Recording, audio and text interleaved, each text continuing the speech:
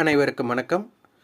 ஜனவரி 11ஆம் தேதி 2024ஆம் ஆண்டு நம்ம சந்தையில் என்ன வியாபாரம் பண்ண போகிறோன்ட்டு என்எஸ்சி வெப்சைட்டில் மார்க்கெட் டேட்டாவில் ப்ரீ ஓப்பன் மார்க்கெட்டில் எஃப்என்டோ செக்யூரிட்டிஸ் எஃப்என்டோ நம்ம பார்க்க போகிறோம். அதில் ஸ்ரீராம் ஃபினான்ஸ் இருந்து அதை நம்ம உடனே வாட்ச் லிஸ்ட்டில் ஆட் பண்ணி வச்சிட்டோம்.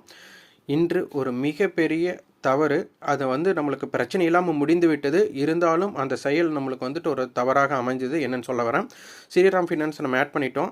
இதில் ரவுண்டு ஸ்ட்ரைக்கு தான் எப்போவுமே தேர்ந்தெடுக்கணும்னு சொல்லியிருக்கிறோம்.